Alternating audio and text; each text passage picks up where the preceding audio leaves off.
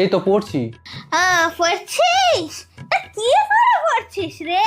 এমনি তো পড়াশোনা সব কমপ্লিট, এখন চাকরি বাকরির জন্য পড়ছি।